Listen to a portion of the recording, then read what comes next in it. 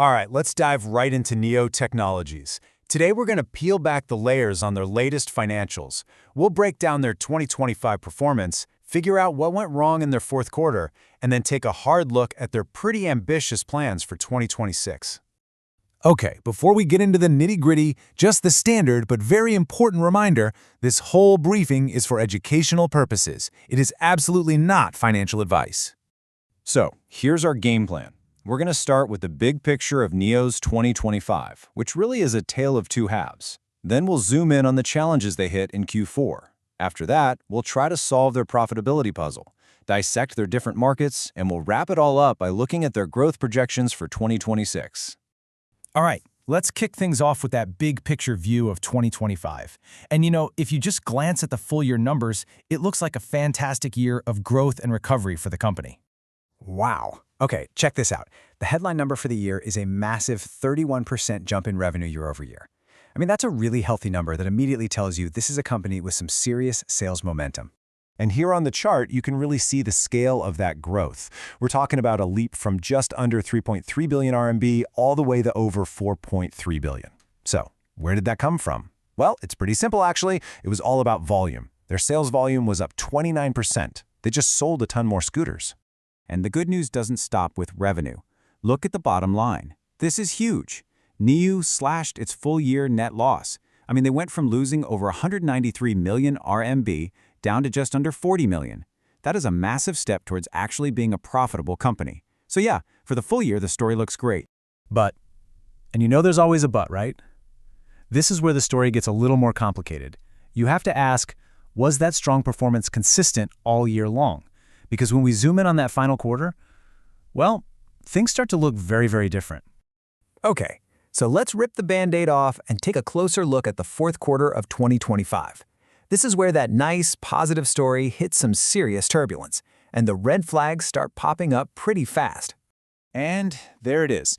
What a complete 180. Remember that 31% growth for the year? Well, in Q4, revenue actually fell by over 17% year over year. That is a jarring reversal. You immediately have to ask, what on earth happened here?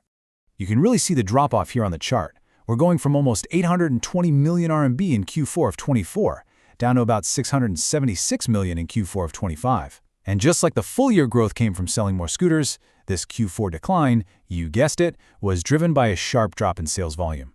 And this table gives us the crucial details. Total units sold, down almost 24%. Ouch. Now, their core China market saw a drop of about 13%, which isn't great. But then look at the international markets. A staggering 68.4% collapse in units sold. That's not a headwind, that's like hitting a brick wall. So you've got falling revenue and plummeting sales. You'd automatically think their profitability must have just been destroyed, right? Well, it's not quite that simple. And that brings us to what I'm calling the profitability puzzle, because there's a really interesting twist in the Q4 numbers. So check this out. On one hand, you've actually got some good news. Their gross margin went up, and by a good amount, from 12.4% to 15.3%. So for every scooter they did sell, they were making more money. But on the other side of that coin, their expenses also went up by almost 7%, at the exact same time their sales were falling. So you've got this tug of war, and unfortunately, the falling sales and rising costs won out, which is why their net loss for the quarter actually got bigger. So, how'd they pull off that margin improvement? Well, a couple of smart moves. First, in China, they shifted their focus to selling their more expensive, higher-margin e-scooters. Smart strategy. They also claimed they got better at cutting costs. The catch, though, was the international business, where sales of lower-margin kick scooters kind of dragged the whole thing down.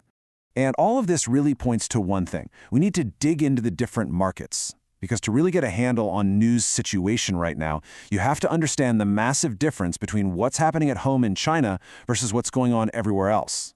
And this chart says it all. Look at that. Almost 94% of their e-scooter sales revenue came from the China market. 94%. So for all the talk about global expansion, the reality is that Niu's financial health basically lives and dies by how well it performs in China. Period. And this table just hammers that point home. You can see China's revenue, while dominant, was still down almost 16%. And there's that massive 58% revenue drop internationally. But look at the last line. There's a small bright spot. Accessories and services revenue actually grew by almost 11%.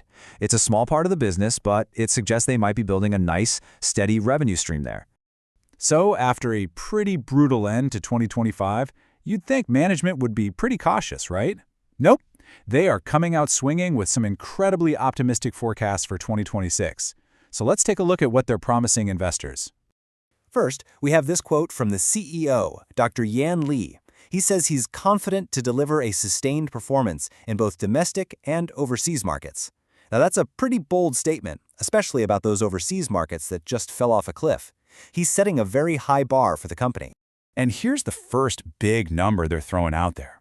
For the first quarter of 2026, they're guiding for revenue growth between 30 and 50%. I mean, let's be real. They just came off a quarter that was down 17%.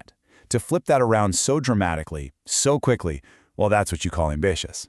And it doesn't stop there. For the full year, they're aiming to grow their sales volume by 40 to 60%.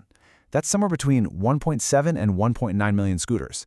What this tells you is that management is basically saying, hey, that terrible Q4, just a blip, a one-time thing. Don't you worry about it.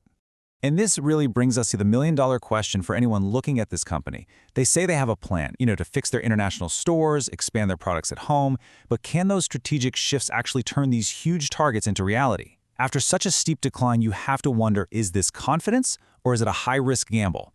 Turning this ship around is going to be the story for Niu in 2026. And that's our briefing on Niu Technologies. Hey, if you want more deep dives like this one, you know what to do. Go ahead and hit that like button and subscribe for more videos.